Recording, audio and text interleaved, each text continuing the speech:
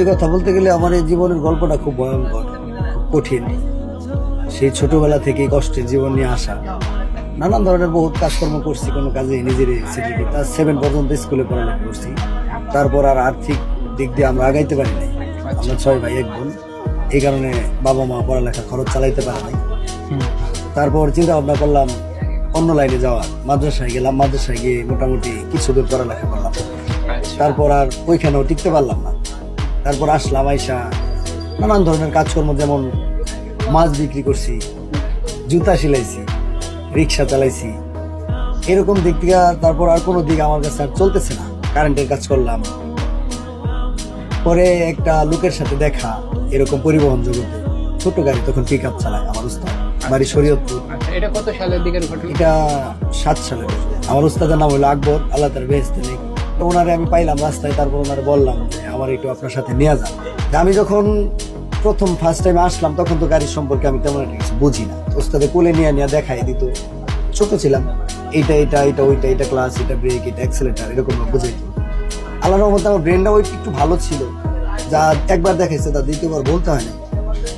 মোটামুটি 2-3 মাসের ভিতরে আমি হাত ক্লিয়ার হয়ে গেছি, কিন্তু আমাকে ছাড়ে। আর উস্তাদ আমাকে কিছু বললে আমি তা মানার চেষ্টা করতাম। আমরা যেরকম সম্মান করছি, উস্তাদের সামনে কথা বলছি কম, যে কোনো জিনিস করি না। এখন তো এগুলা নাই, এখন তো কে ড্রাইভার কে হেল্পার এটা দেখার সময় নেই। আমরা এখন পর্যন্ত আমাদের উস্তাদকে মানে নাম শুনলে আমরা অন্যরকম ফিলিংস আসে ভিতরে, সে আমার উস্তাদ। কিন্তু এখন ওইটা নাই, সত্যি বলতে এখন ওইটা আর নাই। এখনকার হেল্পারদের মাঝখানে এটা দেখা যায় না।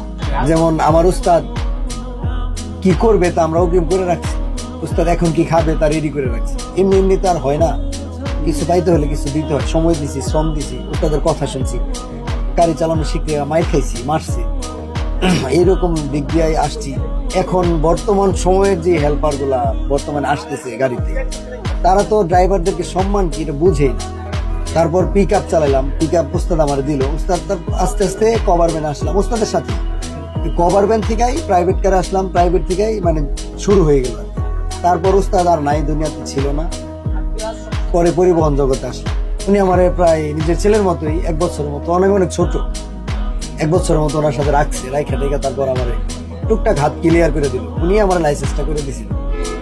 তারপর আমার বলছিল যে বাবা অনেক দূর আগায় যাইতে পারবে। সেই থেকে জীবনের শুরু থেকে আল্লাহর রহমতে আপনাদের দোয়ায় বাংলাদেশে মোটামুটি অনেক গাড়ি আমি চালাইছি। এখন এইখানে আছি, পরিবহন চালাইতেছি মহাখালী বাস টার্মিনাল থেকে। সত্যি কথা বলতে আমি দেখতে চাই যে একটু ছোট, তাও আল্লাহর রহমতে অনেকগুলো ব্যানার চালাই। যেমন আলম চালাইছি, শ্যামলী চালাইছি, ইমাম চালাইছি, এরপরে ছোট ছোট ব্যানার সিয়াম চালাইছি। এরকম মহাখালী বাস টার্মিনাল